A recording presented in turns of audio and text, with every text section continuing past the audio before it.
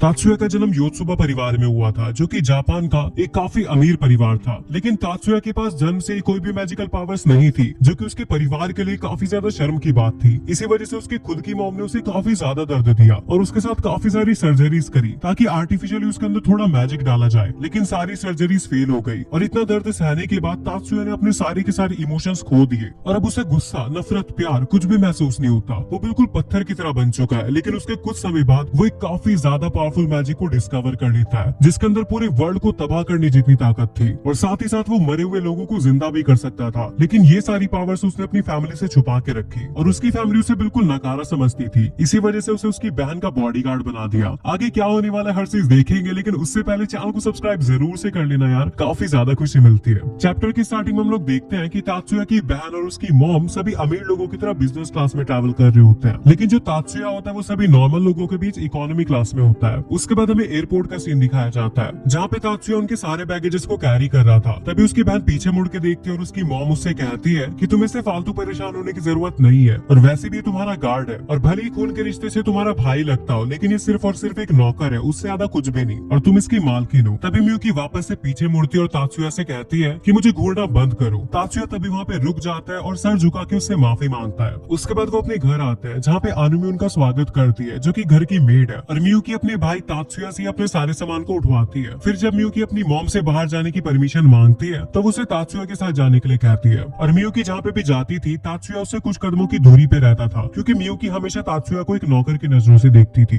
और जब मियुकी कुछ लोगों से टकराने वाली होती है, तभी तात्सुया उसे पकड़ लेता है, लेकिन वो लोग फिर भी जानबूझ के उसे टक्कर मारते हैं। और जब वो तीन रिटायर्ड ऑफिसर उनकी तरफ गंभीरता से आगे बढ़ते हैं, तो तात्सुया मियुकी हेल्प करने के लिए आगे आता है और प्यार से उन ऑफिसर से वहाँ से जाने के लिए कहता है। लेकिन उनकी तरफ देख के बिल्कुल भी नहीं लग रहा था कि वो लोग पीछे हटने वाले थे। तभी उनमें से एक तात्सुया को पंच मारता है, लेकिन तात्सुया उसे रोक लेता है। मियुकी को ऐसा लगता है कि उसने जादू का इस्तेमाल किया और तात्सुया उन लोगों को एक वार्निंग देता है। लेकिन जैसे ही वो लोग उसके ऊपर वापस से हमला करते हैं, तभी तात्सुया उसके जोर से पंच मारता है और मियुकी को लेके वहाँ से भाग जाता है। तभी मियुकी सोचती है कि तात्सुया के पास ये वाली स्किल कहाँ से आई और वो लोग विला में वापस आ जाते हैं। फिर मियुकी सारी बात इनामी से बताती है। ये बात सुन के इनामी तात्सुया की तारीफ करती है, लेकिन तात्सुया की ड्यूटी खत्म हो चुकी थी, इसी वजह से वो वहाँ से चला जाता है। अगले सीन में बताया जाता है कि मिया की तबीयत सही नहीं है और मियुकी उनकी लीडर की पार्टी में जा रही है और वो थोड़ा सा परेशान भी दिख रही थी। इसी वजह से हिनामी उसे चेयर अप करती है, जिससे उसकी इमेज के ऊपर फर्क ना पड़े। और हिनामी को तात्सुया के लिए बुरा लगता है, क्योंकि उसके पास मैजिकल पावर्स ना होने की वजह से उसे एक बॉडीगार्ड बन के रहना पड़ता है। उसके बाद तात्सुया और मियुकी पार्टी के अंदर एंटर करते हैं, जहाँ पे मियुकी मित्सुगु नाम के एक लड़के को कांग्रेचुलेशंस बोलती है, जो कि उसे उसके कजन से मिलाता है। और बॉडीगार्ड होने के कारण तात्सुया अपनी पोजीशन ले लेता है। फिर मियुकी की कजन तात्सुया से मिलने आती है, तो मियुकी उसके चेहरे पे एक स्माइल नोटिस करती है, जिसे देख के वो थोड़ा जेलस भी फील करती है। तभी मित्सुगु तात्सुया को उन बच्चों की शरारत से बचाने आता है, लेकिन असलियत में वो अपने बच्चों को तात्सुया से दूर रखना चाहता था, जिसे मियुकी नोटिस कर लेती है। वो सभी तात्सुया को एक प्रोटेक्ट करने वाला खिलौना समझ रहे थे। मियुकी कहती है कि तात्सुया ने ना ही मुझे कभी एक बहन की तरह ट्रीट किया है और ना ही कभी मेरी फिक्र की है, वो बस अपनी ड्यूटी पूरी करता है। तात्सुया सिचुएशन को संभालने के लिए कहता है कि मेरा राउंड लगाने का समय हो चुका है। अगले दिन फैमिली मेंबर्स एक यॉट पे टाइम स्पेंड करने का फैसला करते हैं। जब कोई उन्हें स्विमिंग करने का सुझाव देता है, तो उसकी मॉम कहती है कि मुझे पैसों में तैरने की आदत है, पानी में नहीं। फिर सभी लोग फोटोज क्लिक करने लगते हैं और जाहिर सी बात है कि तात्सुया अपनी मॉम की परमिशन के बिना उन लोगों का साथ नहीं दे सकता था। उसके बाद वो राजी हो जाती है और मियुकी के चेहरे पे एक स्माइल आ जाती है। और जब वो लोग फोटो ले रहे थे, तभी उनकी यॉट पे एक सबमरीन टकरा जाती है। मियुकी और होनामी अपने कार्ड्स को निकालते हैं, जो कि उनका जादू करने में उनकी मदद करता है। मियुकी देखती है कि तात्सुया के हाथ बिल्कुल खाली है और उसे देख के वो उसे यूजलेस समझती है। और अचानक उनकी नजर दो टॉर्पेडो की परछाई पे पड़ती है और उसे देख के वो काफी ज्यादा हैरान थे, क्योंकि उनमें से किसी का भी जादू उसका मुकाबला करने के लायक नहीं था। तभी तात्सुया अपना हाथ उनकी तरफ करता है और एक स्पेल बोल के उन्हें डिसमेंटल कर देता है। मियुकी को समझ में नहीं आ रहा था कि उसने ऐसा कैसे किया। वो काफी ज्यादा कंफ्यूज हो जाती है, क्योंकि तात्सुया ने एकदम एडवांस मैजिक का इस्तेमाल कुछ ही सेकंड्स में कर दिया था। वो सोच में पड़ जाती है कि मेरा भाई सच में इतना शक्तिशाली है। उस शाम विला में कजामा आता है, जो कि पास के मिलिट्री का कैप्टन है, और जब सभी लोग उसे बाहर विदा करने आते हैं, तो उन्हें बाहर एक ऑफिसर मिलता है, जिस ऑफिसर ने तात्सुया के ऊपर हमला किया था। जब कजामा को ये बात पता लगती है, तो वो उस ऑफिसर से माफी मांगने के लिए कहता है। तात्सुया मियुकी के कहने पे उस ऑफिसर को माफ भी कर देता है। जाते वक्त कजामा तात्सुया को यूनिट बेस के अंदर इनवाइट करता है। अगले दिन तात्सुया की मॉम एक वार्म स्पेशल पार्टी ऑर्गेनाइज करती है और उसे यूनिट बेस जाने का ऑर्डर देती है। तब मियुकी भी कहती है कि मैं अभी इसके साथ जाऊंगी, ताकि मैं अपने बॉडीगार्ड की स्किल्स को अच्छे से समझ सकूं। उनकी मॉम इस बात के लिए राजी तो हो जाती है, लेकिन वो उन दोनों से कहती है कि बाहर तुम लोगों को भाई बहनों जैसा बिहेव करना पड़ेगा। और वो तात्सुया से कहती है कि तुम मियुकी का नाम लेके उसे बुलाओगे। जब वो लोग बेस पे जाते जाते हैं तो वहाँ पे सनाडा नाम का एक आदमी उनका वेलकम करता है। फिर वो उन्हें ट्रेनिंग जोन की तरफ लेके जाता है, जहाँ पे सभी के सभी लोग कजामा की निगरानी में बेसिक मैजिक कर रहे होते हैं। जब कजामा तात्सुया को देखता है तो वो उसे इनवाइट करता है। तात्सुया का पहला ओपोनेंट एक नेशनल बॉक्सिंग चैंपियन है और जैसे ही मैच स्टार्ट होता है वो बॉक्सर उसके ऊपर हमला करना शुरू कर देता है, लेकिन तात्सुया बड़ी आसानी से सभी को डॉज कर देता है और उसके एक पंच मारता है और वो बॉक्सर एक ही पंच में नीचे बैठ जाता है। उसके बाद वो एक ब्लैक बेल्ट से लड़ता है, लेकिन तात्सुया की स्किल्स को देख के सभी लोग उसकी तारीफ कर रहे थे। आखिर में तात्सुया अपने ओपोनेंट को फ्लोर पे पटक देता है और एक छोटे से बच्चे को अपने सोल्जर्स को हराता देख कजामा को थोड़ी शर्म महसूस हो रही थी,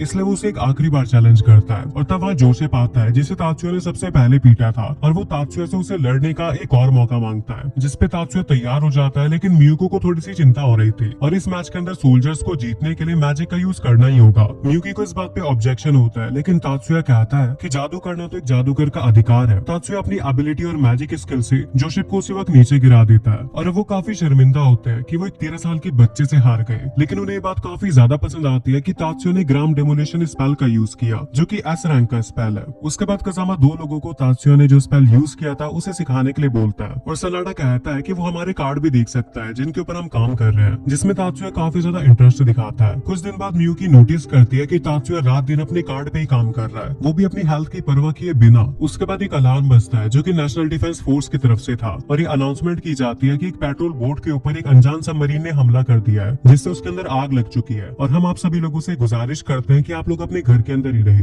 तभी वहाँ तात्सुया आता है, वो बताता है कि कजामा ने उन्हें बेस के अंदर एक शेल्टर ऑफर किया है और फिर फोन भी बजने लगता है। नामी मिया को बताती है कि उसके सिस्टर का कॉल आया है। उसकी बहन माया उसे सलाह देती है कि वो बेस पे चली जाए। मिया तात्सुया से कहती है कि वो कजामा से ट्रांसपोर्टेशन की बात करे। बेस पे पहुंचने के बाद जोसेफ उस पूरी फैमिली को एक रूम के अंदर लेके जाता है और जब तक शेल्टर को रहने लायक नहीं बनाया जाता उन लोगों को वहीं पे रहना पड़ेगा। उसके बाद उन्हें कुछ गोलियों की आवाज आने लगती है तो तात्सुया अपने मैजिक स्पेल का यूज करके वहाँ पे छानबीन करना शुरू कर देता है, लेकिन वहाँ से पता लगता है कि वो पूरा का पूरा एरिया शील्डेड है और इसी वजह से वो बाहर हो रही चीजों को नहीं देख सकता। मिया तात्सुया को बाहर भेजती है ताकि वो बाहर की खबर ले सके, लेकिन तात्सुया को डर था कि अगर वो बाहर जाएगा तो उसे कुछ हो न जाए, क्योंकि अगर उसे कुछ हो गया तो फिर मियुकी की रक्षा कौन करेगा। इस बात पे उसकी मॉम उसके ऊपर जोर से चिल्लाती है क्योंकि उसने उसकी बहन का नाम लेके उसे बुलाया था। इस वजह से तात्सुया को उनके सामने झुक के उनसे माफी मांगनी पड़ती है और वो ये भी कहती है कि तुम्हें हमारे मामलों में दखल अंदाजी करने की जरूरत नहीं है, तुम सिर्फ वो ही करोगे जो तुम्हें ऑर्डर किया जाए। जिसके बाद मजबूरन तात्सुया को बाहर आना पड़ता है, जहाँ पे वो देखता है कि वहाँ पे बेस के लोग दुश्मनों से लड़ रहे हैं और उनके साथ कुछ घुसपैठिए भी है। फिर एक किंजो नाम का सोल्जर अपने 3 साथियों के साथ अंदर आता है और वो सभी नागरिकों से वादा करता है कि वो उन सभी लोगों को एक सुरक्षित जगह पे पहुंचा देगा। होनामी कहती है कि अभी हमारा एक साथी बाहर है। उसकी मॉम कहती है तब तक आप लोग बाकी फैमिलीज को ले जा सकते हैं। ये बात सुन के होनामी को लगता है कि तात्सुया की मॉम ने पहली बार उसके लिए थोड़ी सी चिंता जाहिर की है, लेकिन ऐसा नहीं था। उसकी मॉम कहती है कि मुझे तात्सुया की चिंता नहीं है, पर मुझे लगता है कि हमें इन लोगों के ऊपर भरोसा नहीं करना चाहिए। और वो बिल्कुल सही भी थी, क्योंकि जैसे जोसेफ वहाँ पे आता है वो लोग उसके ऊपर फायरिंग करना शुरू कर देते हैं, मतलब वो लोग बहरूपीय थे। फिर होनामी मिया और मिजुकी को बचाने के लिए एक स्पेल कास्ट करती है, लेकिन वो घुसपैठिए भी अपने मैजिक से उनके शील्ड को नाकामयाब कर देते हैं। उसके बाद जोसेफ और किंजो के बीच में बहस शुरू हो जाती है। मियुकी के ऊपर सरप्राइजिंग मैजिक का काफी ज्यादा असर हो रहा था, तभी वो खड़ी होती है और एक पर्सन के ऊपर एक स्पेल करती है जिससे वो जम जाता है। ये चीज देख के किंजो को काफी ज्यादा गुस्सा आता है और वो उनके ऊपर अंधाधुंध फायर कर देता है और वो सारी गोलियां उनके जाके लग भी जाती है। तभी वहाँ पे तात्सुया आ जाता है और जिस कार्ड के ऊपर वो इतने समय से काम कर रहा था उसके इस्तेमाल से उन सभी दुश्मनों को हरा देता है। और जब वो मियुकी की हालत को देखता है तो उसे काफी ज्यादा चिंता होती है। वो उसके ऊपर हाथ रख के उसे उठाने की कोशिश करता है, लेकिन वो कोई भी रिप्लाई नहीं दे रही थी क्योंकि वो मर चुकी थी। तभी तात्सुया जोर से चिल्लाता है कि मैं तुम्हें मरने नहीं दूंगा और एक यूनिक मैजिक स्पेल बोलता है। बेहोशी की हालत में मियुकी खुद को एक शांत और ठंडी जगह पे पाती है जहाँ उसे तात्सुया के पुकारने की आवाज भी आ रही थी। उसे लगता है कि शायद से उसके मरने से तात्सुया काफी परेशान है। ये देख के उसे काफी रिग्रेट भी हो रहा होता है क्योंकि बचपन से उसने तात्सुया के साथ बिल्कुल भी अच्छा बिहेव नहीं किया। वो उससे माफी तो मांगना चाहती थी, लेकिन अब उन सब चीजों के लिए काफी देर हो चुकी है। तभी आसमान में से एक अजीब सी रिंग दिखाई देने लगती है जो कि तात्सुया का मैजिक था और उस मैजिक से मियुकी के शरीर के जो डैमेज पार्ट्स होते हैं वो सही होने लग जाते हैं और जैसे ही मियुकी जिंदा होती है वो अपने भाई को गले लगा लेती है। उसके बाद तात्सुया अपनी मरी हुई मॉम को देखता है और वो अपने मैजिक से उन्हें भी हील करने लग जाता है। मियुकी ये चीज देख के काफी ज्यादा हैरान होती है कि तात्सुया के मैजिक से ना ही सिर्फ उनके शरीर के घाव हील हो रहे हैं, यहाँ तक कि उनके कपड़े भी हील हो रहे हैं। फिर तात्सुया होनामी के पास जाता है और उसे भी हील करने लग जाता है। होनामी कहती है कि मुझे तो गोली लगी थी। मियुकी कहती है इसके लिए तुम्हें तात्सुया को थैंक्स करना चाहिए क्योंकि ये सब उसी ने किया है। उसके बाद हम देखते हैं उसकी मॉम को, जिसे तात्सुया ने हील तो कर दिया था लेकिन वो अभी तक बेहोश थी, इसी वजह से वो डॉक्टर की मदद ले रहे होते हैं। कजामा तात्सुया से हमले के लिए माफी मांगता है, लेकिन तात्सुया उसके पीछे का रीजन जानना चाहता था। कजामा बताता है कि उनका टारगेट दूसरी फैमिली थी, लेकिन दुश्मनों ने किसी को भी नहीं बख्शा। कजामा बताता है कि दुश्मन पानी के नीचे से कंट्रोल कर रहे हैं और सिचुएशन की गंभीरता को समझते हुए तात्सुया अपनी फैमिली के लिए सबसे ज्यादा सुरक्षित शेल्टर की मांग करता है और साथ में वो ये भी कहता है कि हमें कुछ हथियार भी दिए जाएं। कजामा के पूछने पर वो कहता है कि मैं उनसे मेरी बहन को मारने का बदला जरूर लूंगा।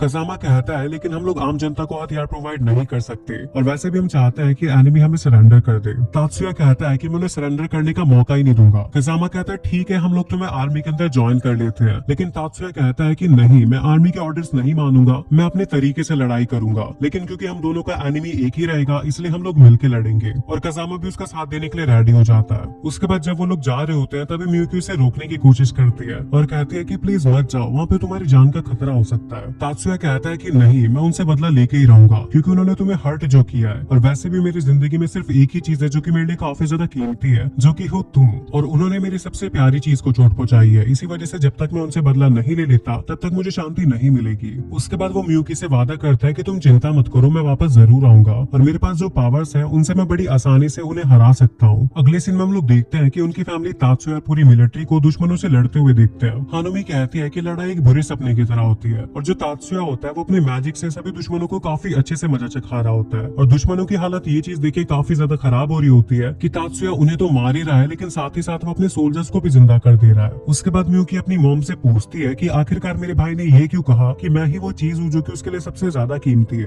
उसकी मॉम कहती है कि ठीक है, मैं तुम्हें इसका आंसर दूंगी, लेकिन सबसे पहले तुम तात्सुया को अपना भाई कहना बंद करो। मियुकी कहती है कि आप ऐसा कैसे कह सकती है, अभी उन्होंने हमारी जान बचाई है। उसकी मॉम कहती है कि हाँ, क्योंकि एक वही चीज है जो कि वो कर सकता है। तात्सुया बचपन से ही एक डिफेक्टिव मैजिशियन था। मैजिक वो चीज होती है जो कि किसी भी चीज की इंफॉर्मेशन को रीड करके उसे बिल्कुल किसी और चीज में कन्वर्ट कर दे, लेकिन तात्सुया के केस में ऐसा बिल्कुल भी नहीं था। तात्सुया किसी भी बॉडी की इंफॉर्मेशन को डिकम्पोज करके उसे वापस से रीअसेंबल कर सकता था और इसी पावर का यूज करके उसने हमारी बॉडीज को रीअसेंबल किया और हमें जिंदा कर दिया। लेकिन हम इसे मैजिक नहीं कह सकते, इसी वजह से वो एक डिफेक्टिव मैजिशियन था और मैंने उसे ठीक करने के लिए उसके साथ काफी सारे एक्सपेरिमेंट किए ताकि आर्टिफिशियली उसके अंदर थोड़ा सा मैजिक डाला जाए, क्योंकि योत्सुबा परिवार अपने मैजिक के लिए जाना जाता है और तात्सुया बिना मैजिक के योत्सुबा परिवार का मेंबर नहीं रह सकता था। और तात्सुया के अंदर जो आर्टिफिशियल मैजिक डाला गया था वो किसी के भी नेचुरल मैजिक से काफी ज्यादा कमजोर था। इसी वजह से मेरा एक्सपेरिमेंट फेल हो गया और उस एक्सपेरिमेंट की वजह से तात्सुया ने अपनी सारी फीलिंग्स और सारे इमोशंस खो दिए। और तुम्हें तुम्हारे क्वेश्चन का आंसर चाहिए था ना, तो उसका आंसर यही है कि भले ही तात्सुया ने अपने सारे इमोशंस खो दिए, लेकिन एक इमोशन उसके अंदर अभी भी था, जो कि था उसकी बहन के लिए उसका प्यार। और ये बात सुन के मियुकी रोने लग जाती है और वो कहती है कि आज तक मेरे भाई ने जो कुछ भी मेरे लिए किया है, क्या मैं कभी भी उसे रीपे कर पाऊंगी, और अब तो मेरी जिंदगी भी उसी की दी हुई है।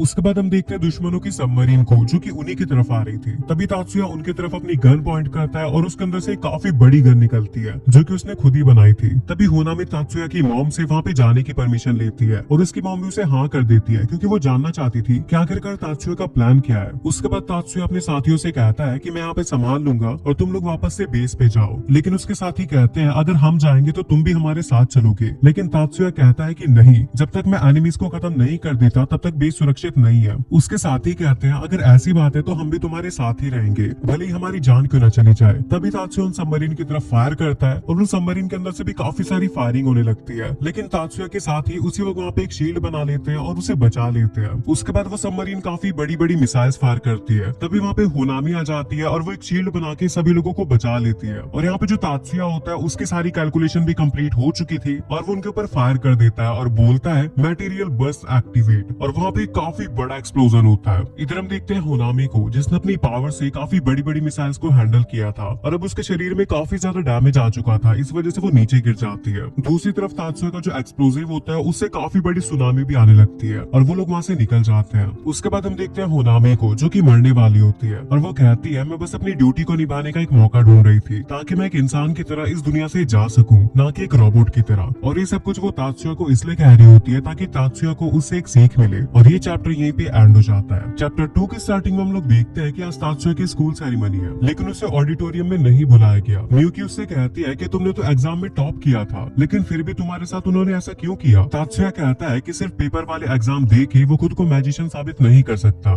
लेकिन मियुकी चाहती थी कि तात्सुया की स्किल्स को देख के उसे भी बाकी मैजिशियन की तरह सम्मान मिलना चाहिए। तात्सुया को पता था कि वो उसकी काफी चिंता करती है और तात्सुया को भी उसकी उतनी ही चिंता थी। उसके बाद तात्सुया नेशनल यूनिवर्सिटी के बाहर खड़ा उसे निहार रहा होता है, जहाँ पे सभी लोग एलाइट मैजिशियन बनने के लिए कदम रखते हैं। तभी सामने से एक लड़की आती है और वो कहती है कि मैं तुम्हारी कुछ मदद कर सकती कैसी हूँ, लेकिन तात्सुया कहता है नहीं मैं ठीक हूँ। वो लड़की स्टूडेंट काउंसिल की प्रेसिडेंट है और उसका नाम मियामी सागुसा है। तात्सुया उसे अपना इंट्रोडक्शन देता है और वहाँ से चला जाता है। जब वो ऑडिटोरियम में जाके बैठता है तब उसके पास एक लड़की आके बैठती है जो अपना नाम मित्सुकी शिबाता बताती है और उसकी दोस्त का नाम एरिका होता है। जिसके बाद सेरेमनी शुरू हो जाती है और स्टेज पे मियुकी को बुलाया जाता है और वो कहती है मैं नेशनल यूनिवर्सिटी का हिस्सा होने के लिए काफी शुक्रगुजार हूँ। कुछ देर बाद मिजुकी तात्सुया से पूछती है क्या मियुकी तुम्हारी सगी बहन है, क्योंकि तुम दोनों का ऑरा काफी ज्यादा मिलता जुलता है। तात्सुया उसके लोगों को पहचानने की स्किल्स की काफी तारीफ करता है, लेकिन मन ही मन वो सोच रहा था कहीं मिजुकी हमारे सीक्रेट्स को जान न ले। तभी वहाँ पे मियुकी भी आ जाती है और तात्सुया उसे अपने नए दोस्तों से इंट्रोड्यूस करवाता है। तभी वहाँ पे प्रेसिडेंट मायूमी भी आ जाती है और वो तात्सुया को खुद से इंट्रोड्यूस करवाती है। अगले सीन में हम लोग देखते हैं जब मियुकी तात्सुया के लिए कॉफी बना रही होती है तो तात्सुया उससे पूछता है कि तुम इतनी ज्यादा परेशान क्यों लग रही हो। मियुकी कहती है कि मुझे प्रिंसिपल का वेलकम कॉल आया था, लेकिन उन लोगों ने तुम्हारे लिए एक वेलकम ईमेल तक नहीं किया और ये बात मुझे अंदर से खाए जा रही है। तात्सुया उसे समझाता है और कहता है कि तुम इन सब चीजों पे इतना ध्यान मत दो और इन्हें इग्नोर करो। उसके बाद वो लोग एक टेंपल जाते हैं जहाँ पे तात्सुया के ऊपर कुछ लोग हमला कर देते हैं, लेकिन तात्सुया उनसे काफी अच्छी फाइट करता है। दूसरी तरफ हम लोग देखते हैं मियुकी को जो कि मिस्टर याकुमो से, जो कि एक शिनोबी है, उनसे बातें कर रही होती है। मिस्टर याकुमो कहते हैं तुमने पहली बार हाई स्कूल ड्रेस पहनी है ना। मियुकी कहती है हाँ, हमारी सेरेमनी कल ही हुई है। उसके बाद याकुमो काफी अजीब सी बातें कर रहे होते हैं जिससे मियुकी काफी ज्यादा अनकंफर्टेबल हो रही होती है। तभी पीछे से तात्सुया उनके ऊपर हमला कर देता है और कहता है कि आप उसे काफी ज्यादा डरा रहे हैं और उन दोनों के बीच में लड़ाई शुरू हो जाती है। लेकिन जो याकुमो होता है वो काफी ज्यादा पावरफुल होता है और एंड में तात्सुया काफी ज्यादा थक के नीचे लेट जाता है। उसके बाद मियुकी उसके पास आती है और पूछती है तुम ठीक तो हो ना। तात्सुया कहता है हाँ, लेकिन तुम्हारे कपड़े काफी ज्यादा गंदे हो चुके हैं। उसके बाद मियुकी अपने मैजिक का इस्तेमाल करती है और दोनों के कपड़े सही कर देती है। फिर वो कहती है तुम्हें भूख लग रही होगी और वो मिस्टर याकुमो को भी खाना खाने के लिए इनवाइट करती है। अगले सीन में हम देखते हैं जब स्कूल में तात्सुया रजिस्ट्रेशन कर रहा होता है तो एक लियो नाम का लड़का उसे बताता है कि वहाँ पर रजिस्ट्रेशन के लिए कोई भी कीवर्ड का इस्तेमाल नहीं करता। लियो तात्सुया से उसके सिग्नेचर मैजिक के बारे में पूछता है, लेकिन तात्सुया कहता है कि मैं एक मैजिक इंजीनियर बनना चाहता हूँ क्योंकि मेरे पास कोई प्रैक्टिकल स्किल नहीं है। तभी लियो और एरिका में लुक्स के ऊपर बात छिड़ जाती है, लेकिन मिजुकी उन्हें शांत करा देती है। जब वो चारों मिलकर लंच करने जा रहे होते हैं तो उनके बीच में वापस से बहस शुरू हो जाती है। फिर वहाँ पे मियुकी आती है उन्हें ज्वाइन करने के लिए, लेकिन तभी उसके दोस्त भी आ जाते हैं और वो कहते हैं कि तुम्हें यहाँ पे नहीं बैठना चाहिए इन वेड लोगों के पास। हमें कोर्स 1 और कोर्स 2 के बीच में एक लाइन मेंटेन करके रखनी चाहिए। कोर्स 1 के स्टूडेंट कोर्स 2 के स्टूडेंट्स को काफी नीचा मानते थे, इसी वजह से लियो को काफी ज्यादा गुस्सा आ जाता है। जब शाम को सभी लोगों की छुट्टी हो जाती है तो मियुकी के क्लासमेट वापस से आते हैं और वो तात्सुया के सभी दोस्तों का मजाक उड़ाने लगते हैं। वो लोग चाहते थे कि मियुकी उन लोगों से दूर रहे। लियो कहता है अगर तुम लोग इतने ज्यादा ही सुपीरियर हो तो हमें साबित करके दिखाओ। तभी उनमें से एक लड़का लियो की तरफ अपनी गन तान देता है, लेकिन एरिका उसके सामने आके उसे बचा लेती है। जब वो अपने मैजिक का यूज करके एक दूसरे को मारने ही वाले होते हैं तभी वहाँ पे स्टूडेंट काउंसिल और डिसिप्लिन कम्युनिटी की हेड मारी वानाबी भी आ जाती है और उन लोगों को रोक देती है। फिर वो सभी लोगों का स्टेटमेंट लेने के लिए उन लोगों को अपने साथ बुलाती है। तभी तात्सुया उनके पास जाता है और उनसे सॉरी कहता है और बोलता है कि यहाँ पे किसी भी तरह की लड़ाई नहीं चल रही थी, हम लोग तो सिर्फ मजाक कर रहे थे। मैंने ये सुना था कि मोरोसाकी फैमिली की जो टेक्निक्स है वो काफी ज्यादा पावरफुल है, तो बस मैं फ्यूचर के रेफरेंस के लिए उन्हें देखना चाहता था। और ये सब बोल के लियो सभी लोगों को बचा लेता है और ये चैप्टर यहीं पे एंड हो जाता है। चैप्टर 3 की स्टार्टिंग में मियुकी मारी से तात्सुया की तरफ से माफी मांगती है। उसके बाद बीच में मायूमी आ जाती है और वो तात्सुया से कहती है स्कूल के रूल्स के हिसाब से तुम किसी भी स्टूडेंट से उसका मैजिक नहीं देख सकते और ये काफी ज्यादा डेंजर भी हो सकता है। मैजिक यूज करने की कुछ सीमाएं होती है। इस बार मैं तुम्हें माफ करती हूँ, लेकिन अगली बार कोई गलती मत करना। और क्योंकि मायूमी नहीं चाहती थी कि तात्सुया को कोई सजा हो, इसीलिए मारी कहती है अगर प्रेसिडेंट ऐसा नहीं चाहती तो मैं भी तुम लोगों को माफ कर देती हूँ। फिर वो वहाँ से जाने लगती है, लेकिन जाते वक्त वो तात्सुया से उसका नाम पूछती है। तात्सुया कहता है मेरा नाम है शिबा तात्सुया, क्लास 1E से।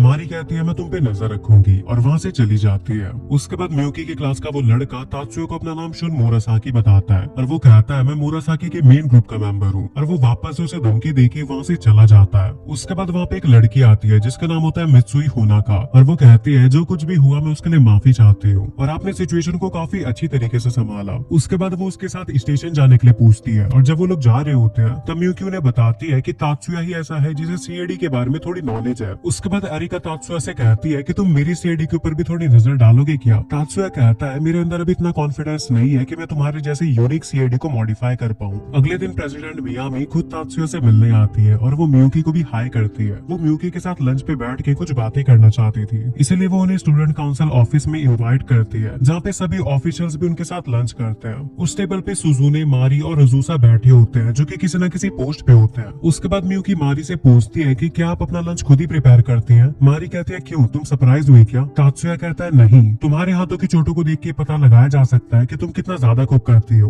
उसके बाद मियुकी तात्सुया से कहती है कि क्यों ना हम लोग भी कल से अपना लंच लेके आए। तात्सुया कहता है आइडिया बुरा नहीं है। ये सब देख के सुजुने कहती है कि तुम लोग सिबलिंग से ज्यादा कपल्स लगते हो। तात्सुया कहता है कि अगर मैं ऑनेस्टली बताऊं तो अगर हमारा खून का रिश्ता ना होता तो हम लोग सच में कपल्स होते। ये सुन के मियुकी काफी ज्यादा शर्माने लग जाती है और सभी लोग उसे देख रहे होते हैं। तात्सुया कहता है ऑफ कोर्स मैं मजाक कर रहा हूँ। ये सब सुन के प्रेसिडेंट मायामी कहती है कि चलो मजाक बहुत हो गया, अब काम की बात करते हैं। और वो कहती है कि हमें काउंसिल ऑफिसर चाहिए, तो क्या तुम बनना चाहोगे मियुकी? मियुकी कहती है कि इस सम्मान के लिए शुक्रिया, लेकिन मेरी जगह मेरे बड़े भाई इस चीज के लिए ज्यादा काबिल रहेंगे। ये सुन के तात्सुया कहता है कि ये तुम क्या कह रही हो? तात्सुया के मना करने के बावजूद मियुकी काउंसिल लीडर से कहती है कि वो काफी ज्यादा काबिल है और मेरे भैया इस चीज के लिए सबसे ज्यादा अच्छे रहेंगे। ये बात सुन के सुजुने कहती है कि अगर हम लोग चाहें तो भी हम लोग कोर्स 2 के स्टूडेंट को स्टूडेंट काउंसिल नहीं बना सकते, ये स्कूल के रूल्स के खिलाफ है। ये सुन के मायूमी कहती है तो फिर तय रहा, मियुकी अब से तुम स्टूडेंट काउंसिल के मेंबर हो। और मियुकी भी इसे एक्सेप्ट कर लेती है। फिर मारी कहती है कि वैसे एक चीज है जो कि हम कर सकते हैं, मैं डिसिप्लिन कम्युनिटी के लिए भी एक मेंबर ढूंढ रही हूँ और भले ये स्कूल के रूल्स के खिलाफ हो, लेकिन डिसिप्लिन कम्युनिटी के अंदर कोर्स 1 या कोर्स 2 ऐसी कोई भी रिक्वायरमेंट नहीं है। उसके बाद मारी तात्सुया को डिसिप्लिन कम्युनिटी का मेंबर बना देती है। तात्सुया कहता है पर मेरा ओपिनियन तो सुन लो, मुझे तो ये भी नहीं पता कि डिसिप्लिन कम्युनिटी के मेंबर की क्या क्या रिस्पॉन्सिबिलिटीज होती है। मायूमी तात्सुया से कहती है कि तुम्हें चिंता करने की कोई जरूरत नहीं है, डिसिप्लिन कम्युनिटी मेंबर की सिर्फ एक ही रिस्पॉन्सिबिलिटी होती है, उन्हें स्कूल के सभी स्टूडेंट्स को रूल्स को मेंटेन करवा के रखना होता है। उसके बाद आजुका उसे बताती है कि अगर स्कूल के अंदर कोई भी रूल्स के खिलाफ मैजिक का यूज करेगा तो तुम्हें उसे रोकना पड़ेगा।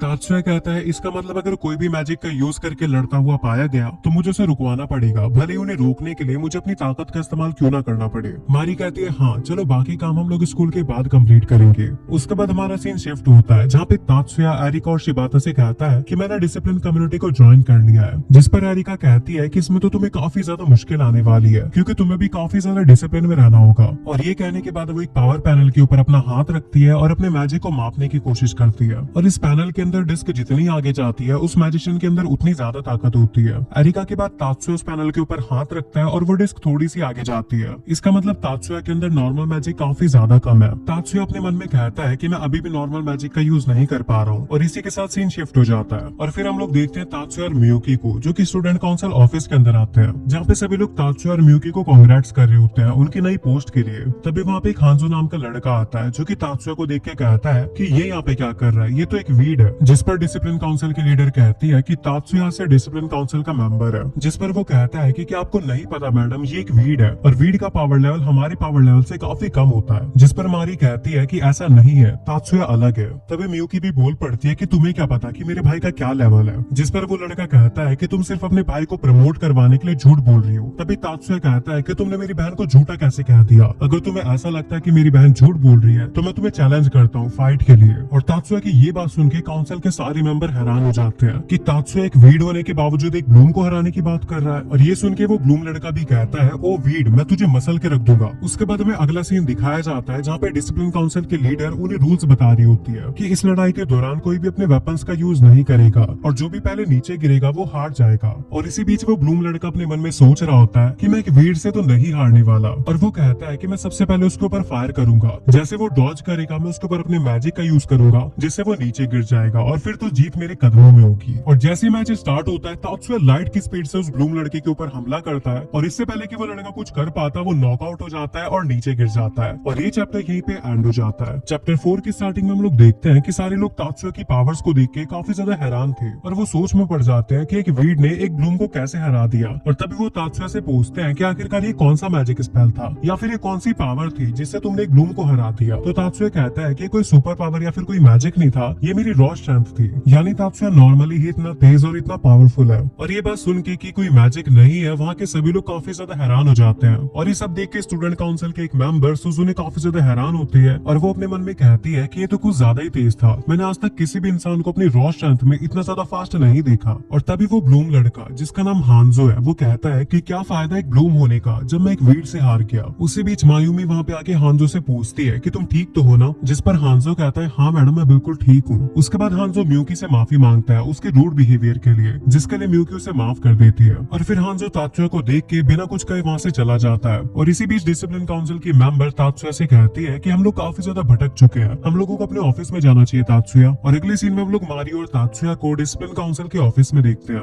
और इसी बीच तात्सुया पूरे ऑफिस की हालत को देख के काफी ज्यादा हैरान होता है और कहता कहता है डिसिप्लिन काउंसिल का ऑफिस, वो भी इतना ज्यादा अनडिसिप्लिन। यानी तात्सुया इतनी सारी गंदगी को देख के कहता है कि एक मैजिक इंजीनियर होने के नाते मैं इस जगह पे तो काम नहीं कर पाऊंगा। उसके बाद हमें कुछ देर बाद का सीन दिखाया जाता है जहाँ पे मारियो और तात्सुया डिसिप्लिन काउंसिल के ऑफिस को सही कर रहे होते हैं और हर चीज को उसकी सही जगह पे लगा रहे होते हैं। और जब वो लोग सफाई कर रहे होते हैं तभी डिसिप्लिन काउंसिल के ऑफिस के अंदर दो लड़के आ जाते हैं और उनमें से एक लड़का आते साथ मारी को बहना कह के बुलाता है और दूसरा लड़का मारी से कहता है कि हम लोगों ने पेट्रोलिंग के अंदर किसी को भी डिसिप्लिन तोड़ते हुए नहीं देखा। और ये सुनने के बाद मारी अपने भाई को मारने लगती है और कहती है कि मैंने तुम्हें कितनी बार कहा है कि मुझे बहना कह के मत बुलाया करो। और मारी के यहाँ तो मार खाने के बाद वो लड़का तात्सुया को देख के कहता है मिस चेयरमैन ये कौन है। मारी उसे बताती है कि ये डिसिप्लिन काउंसिल का न्यू मेंबर है। और ये बात सुनने के बाद मारी का भाई तात्सुया को देखने लगता है और उसे ये पता लगता है कि तात्सुया एक ब्लूम नहीं है। और वो अपनी बहन से कहता है कि क्या ये डिसिप्लिन कम्युनिटी का मेंबर बनने के लायक है। ये बात सुन के मारी कहती है कि तात्सुया ने हांजो को सिर्फ एक ही झटके में हरा दिया। और ये बात सुनने के बाद कि एक वीड ने एक ब्लूम को एक झटके में हरा दिया, उन दोनों को मारी की इस बात पे विश्वास नहीं हो रहा होता। और अगले सीन में हम लोग देखते हैं कि वो दोनों ब्लूम होने के बावजूद तात्सुया के पास आते हैं और उससे हाथ मिला के कहते हैं हमें तुमसे मिलकर काफी अच्छा लगा तात्सुया। और इसी के साथ हमारा सीन शिफ्ट होता है और हमें रात का सीन दिखाया जाता है जहाँ पे हम लोग तात्सुया को लैपटॉप पे अपना काम करते हुए देखते हैं। तभी पीछे से मियुकी आके उसे हक करती है और वो कहती है भैया मुझे काफी ज्यादा एम्बेरस फील होता है कि आप मुझे एक लड़की होने की नजर से देखना पसंद नहीं करते। वैसे आपको किस तरह की लड़कियां पसंद है, मिस मायूमी जैसी या फिर आप मिस मारी को ज्यादा पसंद करते हैं? मैंने आपकी बातें सुनी थी, आप उनसे कुछ ज्यादा ही क्लोज होकर बातें कर रहे थे। वैसे तो वो दोनों ही काफी ज्यादा सुंदर है। तात्सुया कहता है तुम्हें जरूर कोई गलत फहमी हुई है। मियुकी कहती है नहीं मैं जानती हूँ और आपने उन दोनों लड़कियों को गलत नजरों से देखा, इसी वजह से मैं आपको सजा दूंगी। और वो अपना फोन निकाल के एक स्पेल कास्ट करती है जिससे तात्सुया नीचे गिर जाता है और सो जाता है। और फिर जैसे तात्सुया की आंखें खुलती है वो अपने सामने मियुकी को देखता है और मियुकी तात्सुया से कहती है कि कैसा लगा मेरा मजाक भैया। और इसी के साथ सीन शिफ्ट हो जाता है और हम लोग देखते हैं तात्सुया को जो कि डिसिप्लिन कमेटी की मीटिंग में बैठा होता है। और वहाँ पे मारी सभी लोगों को बताती है कि मेरे पास दो नए मेंबर्स हैं। और मारी तात्सुया और उस लड़के को खड़ा करके कहती है कि तात्सुया फ्रॉम वीड और शुन मोरोसाकी फ्रॉम ब्लूम ये हमारे डिसिप्लिन कमेटी के नए मेंबर्स हैं। और एक वीड को मेंबर बनता हुआ देख वहाँ के कुछ मेंबर्स मारी से कहते हैं कि क्या ये हमारे कुछ काम आएगा, जिस पर मारी कहती है हाँ तात्सुया इस काम के लिए वर्थ इट है, मैंने खुद तात्सुया की स्किल्स देखी है। और ये कहने के बाद मारी और बाकी लोग सैल्यूट करके इस मीटिंग को खत्म कर देते हैं। और जब वो लोग जा रहे होते हैं तो मारी तात्सुया को उसके नए गैजेट्स के बारे में बताती है और कहती है कि तुम आज से इन डिवाइसेस का यूज करोगे, ये तुम्हारी पावर्स को इनहांस करेंगे। जिस पर तात्सुया कहता है कि क्या वो एक साथ दो CAD डिवाइस को यूज कर सकता है। ये सुन के मारी थोड़ी हिचकिचाती है और उसे हाँ कर देती है। और अगले सीन में हम लोग देखते हैं कि मोरोसाकी तात्सुया से कहता है कि तुम एक वीड हो, क्या तुम एक साथ दो CAD डिवाइसेस का यूज कर पाओगे। और ये कह के मोरोसाकी वहाँ से चला जाता है। उसके बाद हमें कुछ देर बाद का सीन दिखाया जाता है जहाँ पे स्कूल के अंदर एक फेस्टिवल लगा होता है और उस फेस्टिवल के अंदर तात्सुया भी अपने डिसिप्लिन कमेटी की ड्यूटी कर रहा था। और तभी तात्सुया देखता है कि कुछ लोग मिलकर एरिका को परेशान कर रहे हैं और वो उसे अपने क्लब में आने के लिए जबरदस्ती कर रहे थे। ये देख के तात्सुया एरिका की मदद करने के लिए आगे बढ़ता है और अपने CAD डिवाइस का इस्तेमाल करके एरिका को बचा के वहाँ से निकल लेता है। और इसी दौरान एरिका की शर्ट के दो बटन खुल जाते हैं और तात्सुया शर्मा के अपना मुंह फेर लेता है। और ये देख के एरिका पूछती है हे तुमने कुछ देखा तो नहीं ना। तात्सुया कहता है थोड़ा सा देख लिया। अगले सीन में हम लोग देखते हैं कि तात्सुया और एरिका एक कंडो मैच देखने आए होते हैं और इसी बीच तात्सुया देखता है कि मैच के दौरान एक लड़का CAD डिवाइस का यूज करके जीतने की कोशिश कर रहा होता है। और ये देखने के बाद तात्सुया एक डिसिप्लिन कमेटी का मेंबर होने के नाते उस लड़के को रोकने के लिए उसके सामने आ जाता है और वो लड़का तात्सुया के ऊपर हमला करता है, लेकिन तात्सुया बड़ी आसानी से उसे डॉज कर लेता है और उसे पकड़ लेता है। फिर तात्सुया डिसिप्लिन कमेटी में कॉल करके कहता है कि मैंने एक लड़के को फाइट के दौरान क्रिमिनल एक्टिविटी करते हुए पकड़ा है। और इसी के साथ ही चैप्टर यहीं पे एंड हो जाता है। चैप्टर 5 की स्टार्टिंग में हम लोग देखते हैं तात्सुया और स्टूडेंट काउंसिल के मेंबर्स को, जहाँ पे स्टूडेंट काउंसिल की प्रेसिडेंट तात्सुया से कहती है कि आखिरकार तुमने किरीहारा को क्यों पकड़ा है। तात्सुया कहता है कि मैंने मिस्टर किरीहारा को रंगे हाथों CAD डिवाइस का यूज करते हुए देखा था और वो इसका यूज चीटिंग करने के लिए कर रहा था, इसी वजह से मैंने उसे पकड़ा है। और ये सब सुन के मारी जुमोंजी से कहती है कि आपका इस पर क्या कहना है। और इसी बीच तात्सुया मिस्टर जुमोंजी को देख के अपने मन में कहता है इसकी बॉडी तो मेरी बॉडी के कंपैरिजन में पहाड़ जैसी है और मुझे लगता है कि काफी ज्यादा स्मार्ट भी है, इसलिए मुझे इससे बच के रहना होगा और इसे जल्दी से जल्दी सरपास करना होगा।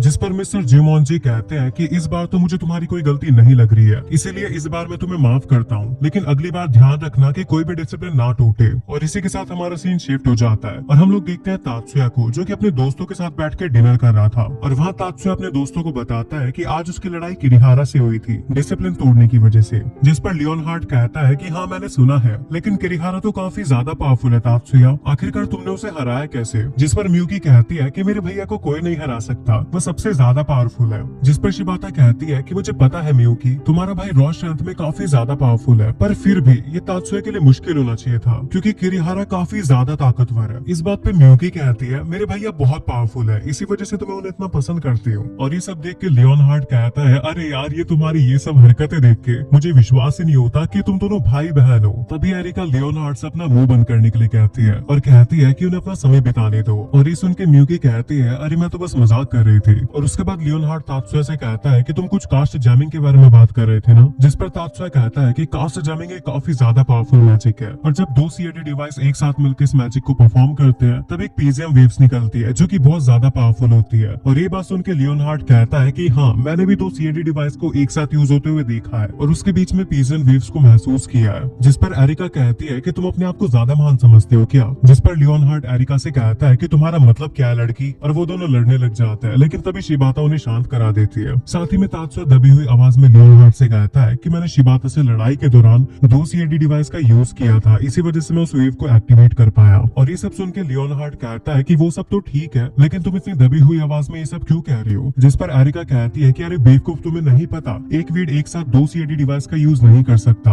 अगर इस बारे में किसी को भी पता लगा तो हमारे लिए परेशानियां बढ़ सकती है। और इसी बीच शिबाता तात्सुया की तारीफ करते हुए कहती है कि तुम काफी ज्यादा स्मार्ट हो तात्सुया, मतलब तुम एक वीड हो कि दो सीएडी डिवाइस का यूज कर सकते हो। और इसी बीच म्यूकी वापस अपने भाई की तारीफों की पुल बांधने लगती है और कहती है ये तो कुछ भी नहीं है, तुम्हें पता है मेरा भाई किसी के हमला करने से पहले ही ये पता लगा सकता है कि वो क्या हमला करने वाला है। और म्यूकी की इन्हीं बातों के बीच हमारा सीन शिफ्ट हो जाता है जहाँ पे हम लोग तात्सुया को देखते हैं जो कि इस वक्त फेस्टिवल के अंदर घूम रहा था। लेकिन इसी बीच उसके पास डिसिप्लिन कम्युनिटी से एक मैसेज आता है जो कि एक वॉइस मैसेज था और उसके अंदर उसे बताया जाता है कि जिम्नेजियम 1 के अंदर एक ब्रॉल है और जो भी डिसिप्लिन कमेटी के मेंबर उसके आसपास है वो लोग वहाँ पे जाके इन्वेस्टिगेशन करें। और जैसे तात्सुया इस बारे में सुनता है वो जिम्नेजियम 1 की तरफ भागने लगता है और जब वो उस बिल्डिंग के पास पहुंचता है तभी एक आदमी उसके ऊपर हमला कर देता है और उससे पहले कि तात्सुया उसके ऊपर जवाबी हमला करता वो आदमी वहाँ से भाग जाता है। और इसी के साथ हमारा सीन शिफ्ट हो जाता है जहाँ पे तात्सुया उसी बंदे के बारे में सोच रहा था और तभी तात्सुया के क्लासमेट्स वहाँ पे आके उसकी तारीफ करने लगते हैं और कहते हैं कि तुम तो कमाल के हो तात्सुया, लिटरली तुम बिना मैजिक का इस्तेमाल करे अपनी रॉ स्ट्रेंथ से लोगों की बैंड बजा रहे हो, तुम सच में कमाल के हो यार और तुम काफी ज्यादा पॉपुलर भी हो गए हो। और ये सारी बातें म्यूकी भी दीवार के पीछे छुप के सुन रही थी जिसे तात्सुया देख लेता है। उसके बाद हम लोग अगले सीन में देखते हैं कि तात्सुया और म्यूकी कहीं पे जा रहे थे, तभी तात्सुया को रास्ते में मीबू मिल जाती है और तात्सुया ने मीबू की किरिहारा से लड़ने में मदद की थी, इसी वजह से उसे थैंक यू बोलती है। तात्सुया कहता है ये तो मेरा फर्ज था। फिर मीबू तात्सुया से पूछती है कि क्या हम लोग साथ में कुछ देर हैंग आउट कर सकते हैं, जिस पे तात्सुया कहता है कि फिलहाल तो मैं बिजी हूँ लेकिन क्या तुम 15 मिनट वेट कर सकती हो। मीबू कहती है ठीक है फिर मैं तुम्हारा कैफे में इंतजार करूंगी। और जब तात्सुया वहाँ से जा रहा होता है तभी म्यूकी तात्सुया से कहती है भैया आप मिस मीबू के पास जा रहे हैं ना, मुझे काफी ज्यादा अजीब फीलिंग आ रही है। आपने बहुत जल्दी स्कूल में अपनी काफी अच्छी रेपुटेशन बना ली है और मुझे इस बात का डर है अगर किसी को आपकी असली पावर्स के बारे में पता लग गया तो लोग आपको अपने फायदे के लिए यूज करेंगे, तो प्लीज आप अपना थोड़ा ख्याल रखिएगा। तात्सुया कहता है कि चिंता मत करो बहना, मुझे पता है मैं क्या कर रहा हूँ। और उसी के साथ हमारा सीन शिफ्ट होता है जहाँ पे हम तात्सुया और मीबू को एक साथ देखते हैं, जहाँ पे तात्सुया मीबू से कहता है कि आखिरकार तुमने मुझे यहाँ पे क्यों बुलाया है, जिस पर मीबू कहती है यार क्या कहूँ मैं तुमसे, यार मुझे डिसिप्लिन कमेटी वाले लोग बिल्कुल भी पसंद नहीं है, मतलब कितने नालायक है यार, काम कुछ करते नहीं, आखिर वो काहे के ब्रो है, तुम्हें एक वीड होके भी उनका काम करना पड़ रहा है, डिसिप्लिन कमेटी के सभी लोग बिल्कुल काम चोर है। जिस पर तात्सुया कहता है कि अगर तुम्हें नहीं पता तो मैं तुम्हें बता दूं कि मैं भी डिसिप्लिन कमेटी का एक मेंबर हूँ। ये बात सुन के मीबू कहती है क्या तुम एक वीड हो के डिसिप्लिन कमेटी के मेंबर हो। ओ मतलब मैं कह रही थी कि डिसिप्लिन कमेटी के लोग तो काफी ज्यादा अच्छे होते हैं यार, डिसिप्लिन कमेटी तो बेस्ट है। और ये कहने के बाद मीबू तात्सुया से कहती है कि असल में मैं तुमसे ये कहने आई थी कि क्या तुम हमारी टीम के लिए कैंडो ज्वाइन कर सकते हो। ये बात सुन के तात्सुया कहता है नहीं मैं डिसिप्लिन कमेटी में ही ठीक हूँ। ये बात सुन के मीबू कहती है नहीं तुम्हें हमारी टीम ज्वाइन करनी होगी तात्सुया, वरना हम कैसे साबित करेंगे। तात्सुया कहता है कि मैं समझा नहीं कि तुम क्या साबित करना चाहते हो। मीबू कहती है अगर तुम हमारे साथ ज्वाइन करोगे तो हम लोगों को ये साबित कर पाएंगे कि लोग बिना अपने मैजिक के भी केवल अपनी रॉ स्ट्रेंथ से भी काफी ज्यादा पावरफुल हो सकते हैं और इससे हम लोगों को एक्सरसाइज और वर्कआउट की तरफ अट्रैक्ट भी कर पाएंगे। और ये बात सुन के तात्सुया कहता है कि तुम्हारा आइडिया मुझे अच्छा लग रहा है, इसके आगे हम लोग क्या करेंगे।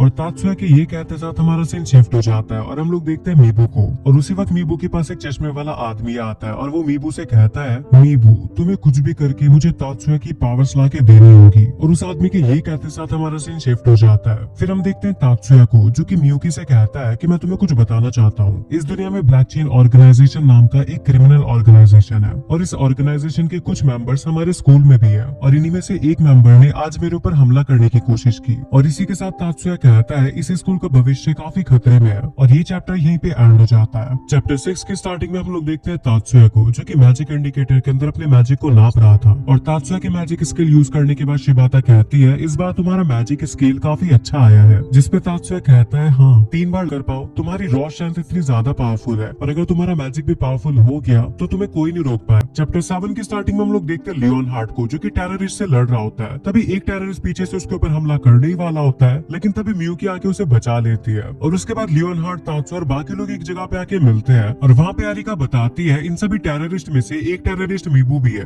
और ये सारे लोग मिलकर लेबोरेटरी पे कब्जा करना चाहते हैं। साथ ही में वहीं पे खड़ी हुई डॉक्टर इस बात का खुलासा करती है कि ये जो बाहर टेररिस्ट है ये सारे के सारे सिर्फ ध्यान भटकाने के लिए है। असल में जो असली टेररिस्ट है वो तो स्कूल के अंदर पहुंच भी चुके हैं और ये सब वो मीबू की मदद से कर पाए हैं। और साथ में डॉक्टर कहती है कि अगर हो सके तो मीबू को माफ कर देना, वो सिर्फ नादानी में ये सब कर रही है। ये सुन के तात्सुया कहता है कि क्या आप मुझे अच्छे से समझा सकते हैं कि आखिरकार हुआ क्या है। ये सुन के डॉक्टर कहती है असल में मीबू पिछले साल की कैंडो विनर रही थी और विनर बनने के बाद वो क्लास 2 में जाना चाहती थी, लेकिन उसके वीड होने की वजह से डिसिप्लिन कमेटी के लोग और बाकी लोगों ने उसे क्लास में नहीं जाने दिया और इसीलिए वो ये सब कर रही है। ये सुन के तात्सुया कहता है कि ये सब मैं कुछ नहीं जानता, मीबू ने एक बहुत बड़ी गलती करी है जिसकी सजा उसे मिलके रहेगी और ये कहकर तात्सुया वहाँ से जाने लगता है। तभी तात्सुया के पीछे से लियोन हार्ट कहता है कि तुम कुछ ज्यादा ही रूड नहीं बन रहे हो तात्सुया। ये सुन के तात्सुया लियोन हार्ट से कहता है कि सिंपैथी दिखाने के लिए शुक्रिया, लेकिन मैं नहीं रुकने वाला। और ये कह के तात्सुया, एरिका, मियुकी और लियोन हार्ट आगे बढ़ने लगते हैं, जहाँ पे लियोन हार्ट तात्सुया, मियुकी और एरिका को प्रोटेक्ट कर रहा होता है और कवर दे रहा होता है। और इसी बीच एरिका देखती है कि लियोन हार्ट वॉइस कमांड से अपने सीआईडी को यूज कर सकता है और ये देख के वो तात्सुया से पूछती है कि आखिरकार ये मैजिक स्पेल क्या है। तो तात्सुया कहता है कि लियोन हार्ट असल में 10 साल पुराना फाइटर है और वो सभी वीड्स में सबसे ज्यादा ताकतवर है। और ये सब कहते हुए तात्सुया लियोन हार्ट से कहता है कि हम सब लोग लेबोरेटरी की तरफ जा रहे हैं, तुम बाहर के सभी टेररिस्ट को संभाल लेना।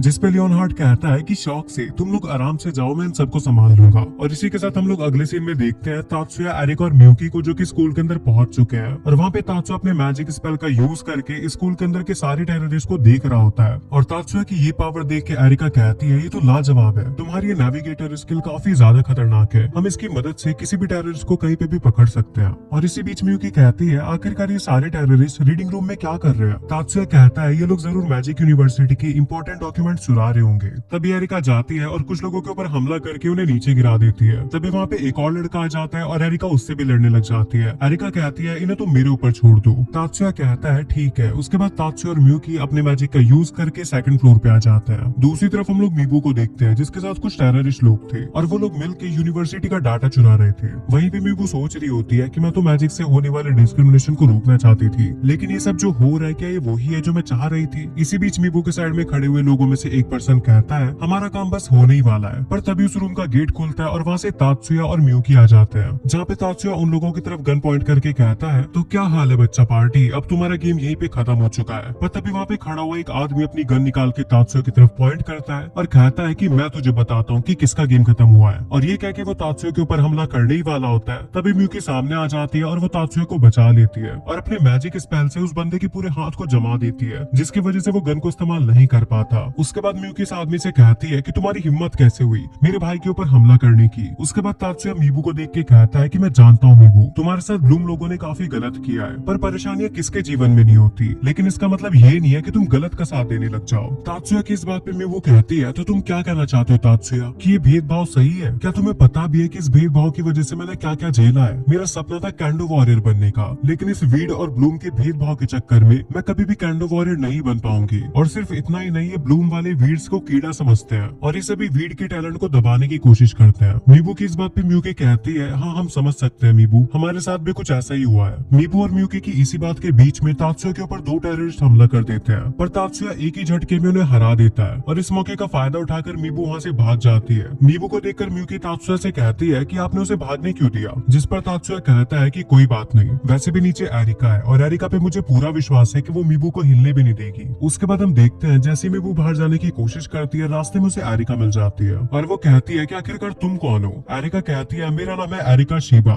मैं क्लास 1E की स्टूडेंट हूँ। उसके बाद वो कहती है और तुम जरूर साक्या मीबू हो ना? मीबू कहती है तुम्हें इससे क्या लेना है? एरिका कहती है नहीं बस मुझे सिर्फ कंफर्म करना था। उसके बाद वो एक लोहे की तलवार फेंकती है। मीबू कहती है कि मेरे रास्ते से हट जाओ। एरिका कहती है तुम एक कैंडो फाइटर हो ना, चलो फिर थोड़ी सी सीरियस स्वॉर्ड फाइट हो जाए, और वो उसके ऊपर हमला कर देती है। उसके बाद उन दोनों के बीच की लड़ाई शुरू हो जाती है और वो काफी स्पीड में अपनी जगह बदल बदल के उसके ऊपर हमला कर रही थी। मीबू कहती है सेल्फ एक्सेलरेशन, ये सेम स्किल तो मारी के पास भी थी, उसके बाद वो वापस से लड़ना शुरू कर देते हैं, लेकिन एरिका मीबू के हाथ से उसकी तलवार नीचे गिरा देती है। उसके बाद मीबू एरिका की दी हुई लोहे की तलवार उठाती है और कहती है अब मैं तुम्हें अपनी असली ताकत दिखाऊंगी। और इससे पहले कि मीबू कुछ करती है, एरिका उसके ऊपर हमला करती है और एक ही बारी में उसे हरा देती है। दूसरी तरफ हम लोग देखते हैं कि डीमन हार्ट और डिसिप्लिन कमेटी के लोगों ने सारे देशद्रोही और स्कूल के अंदर जितने भी धोखेबाज स्टूडेंट थे सभी को पकड़ लिया है। और इसी के साथ हमारा सीन शिफ्ट हो जाता है। उसके बाद हम देखते हैं मीबू को, जो कि हॉस्पिटल के अंदर होती है, और जैसे वो अपनी आंखें खोलती है वो सभी लोगों को अपने सामने पाती है। मीबू तात्सुया और बाकी सभी लोगों को बताती है कि कैप्टन साकुसा पूरे एक साल से कैंडो टीम को कन्वेंस कर रहे हैं मैजिक की वजह से होने वाले भेदभाव को हटाने के लिए, और वो मुझे भी धोखे से ब्लांच के ऑफिस ले गए। और ब्लांच की जापान ब्रांच का लीडर उनका बड़ा भाई निकला। और जैसे मैंने स्कूल को ज्वाइन किया उसके कुछ ही समय बाद मुझे कोर्स 2 का स्टूडेंट होने की वजह से काफी ज्यादा भेदभाव झेलना पड़ा, और इसी वजह से मैं कैप्टन की बातों में आ गई। तात्सुया पूछता है कि तुम्हारे साथ किसने डिस्क्रिमिनेशन किया, वो कौन सा इंसिडेंट था। मीबू कहती है कि मैं मिस मारी की मैजिक स्किल से काफी ज्यादा इम्प्रेस थी, इसी वजह से मैंने इनसे पूछा कि क्या मेरी स्वॉर्ड फाइटिंग की प्रैक्टिस के लिए मेरी ओपोनेंट बन के मुझसे फाइट करेंगी। मैं इनसे मेंटरशिप चाहती थी, लेकिन उन्होंने काफी ज्यादा कोल्ड तरीके से मुझे मना कर दिया। मारी कहती है कि ऐसा सच में हुआ था। मीबू कहती है कि आपने मुझसे कहा था कि तुम मेरी बराबरी की नहीं हो, जाके किसी ऐसे पर्सन को ढूंढो जो कि तुम्हारे स्किल के बराबर हो। और मुझे ऐसा लगा कि आपने मुझसे ये इसलिए कहा क्योंकि मैं सेकंड कोर्स की स्टूडेंट हूँ। मारी कहती है रुको, मुझे याद आ गया कि उस दिन क्या हुआ था। मुझे माफ करना, लेकिन मेरा इंटेंशन ऐसा बिल्कुल भी नहीं था। मैं ये कहना चाहती थी कि मेरी स्वॉर्ड स्किल तुम्हारी बराबरी की नहीं है। तुम्हें किसी ऐसे के साथ प्रैक्टिस करनी चाहिए जो तुम्हारे जितना ही ताकतवर हो। एरिका मारी से कहती है 1 मिनट रुको, तुम्हारे कहने का मतलब ये है कि तुमने मीबू के साथ प्रैक्टिस करने से मना इसलिए किया क्योंकि वो तुमसे ज्यादा स्ट्रॉन्ग है। मारी कहती है हाँ ऑब्वियसली, भले ही मैं मैजिक के मामले में उससे ज्यादा स्ट्रॉन्ग हूँ, लेकिन मीबू ने एकदम प्योर कैंडो की प्रैक्टिस कर रखी है और मुझे नहीं लगता कि मैं उसकी तलवारबाजी की एबिलिटी को थोड़ा सा भी टक्कर दे पाऊंगी। ये सब सुन के मीबू कहती है तो इसका मतलब ये सिर्फ और सिर्फ एक मिसअंडरस्टैंडिंग थी। मैं कितनी ज्यादा स्टूपिड हूँ, मैंने तुम्हें गलत समझ लिया और इसी वजह से मैं खुद को इतने समय से हेट कर रही थी और मैंने इन फालतू की बातों में अपना पूरा साल बर्बाद कर दिया। और ये सब कह के वो रोने लग जाती है। तात्सुया कहता है कि मुझे नहीं लगता कि ये सब कुछ एक वेस्ट था। जैसा कि एरिका ने तुम्हें देख के बताया कि तुम पहले से काफी ज्यादा स्ट्रॉन्ग बन चुकी हो और ये सब सिर्फ इसीलिए हो पाया क्योंकि तुमने अपने ऊपर काफी अच्छा काम किया है। और तात्सुया की ये सारी बातें सुनने के बाद मीबू तात्सुया को हग करके काफी ज्यादा रोने लग जाती है। अगले सीन में हम लोग देखते हैं कि तात्सुया सभी लोगों से कहता है कि अभी सबसे बड़ा क्वेश्चन ये है कि आखिरकार ब्लांच के सारे मेंबर्स कहाँ पे गए। मायूमी तात्सुया से कहती है कि अब तुम ये मत कहना कि तुम उनसे लड़ने जा रहे हो। तात्सुया कहता है नहीं, तुमने गलत कहा क्योंकि मैं उन्हें पूरी तरीके से खत्म करने जा रहा हूँ। मारी कहती है कि ये डेंजरस हो सकता है, ये कोई स्टूडेंट के करने वाली चीज नहीं है। मायूमी भी कहती है कि हाँ मैं भी इस चीज के अगेंस्ट में हूँ, हमें स्कूल के बाहर के मैटर्स को पुलिस को संभालने देना चाहिए। तात्सुया कहता है तो इसका मतलब क्या तुम इस मीबू को रॉबरी के अटैम्प्ट में जेल भिजवाना चाहते हो। मिस्टर जिनमॉन्जी कहता है कि हाँ ये बिल्कुल सही पॉइंट है, इसी वजह से तुम पुलिस को इस चीज में इन्वॉल्व करना नहीं चाहते,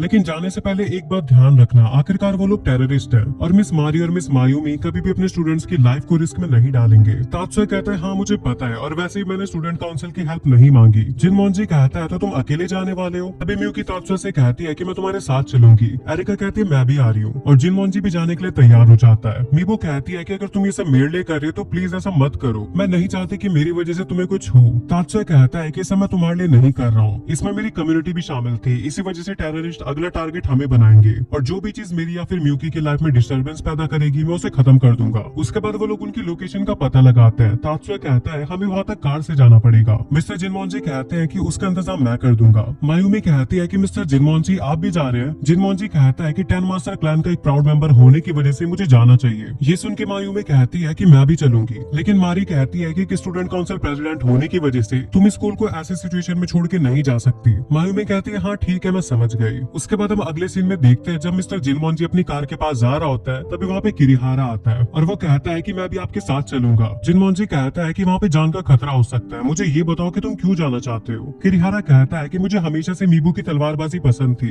पर कुछ समय बाद उसके इंटेंशन काफी ज्यादा बुरे हो गए और ये बात जान के मुझे काफी बुरा लगा। जिनमॉन्जी कहता है तो क्या यही कारण था कि उस दिन तुम मैच के बीच में उसके ऊपर मैजिक से हमला करने वाले थे। किरिहारा कहता है कि मैं ऐसा करना तो नहीं चाहता था, लेकिन मेरे अंदर थोड़ा सा गुस्सा था जो कि बाहर निकल गया, लेकिन अब जाके मुझे पता लगा कि उसके इंटेंशंस ऐसे नहीं थे। कुछ लोगों ने उसे करप्ट बना दिया, उसका फायदा उठाया और जिन्होंने उसका इस्तेमाल किया मैं उन टेररिस्ट को सबक सिखाना चाहता हूँ, इसलिए प्लीज मुझे अपने साथ चलने दीजिए। और ये बात सुनकर मिस्टर जिनमॉन्जी भी मान जाता है और उसे अपने साथ आने देता है और ये चैप्टर यहीं पे एंड हो जाता है। और अगर आपने अभी तक चैनल को सब्सक्राइब नहीं कर रखा तो सब्सक्राइब करके बेल आइकन कॉल पे सेट कर लो और नेक्स्ट पार्ट देखने में इंटरेस्टेड हो तो भाई कमेंट करके बताओ।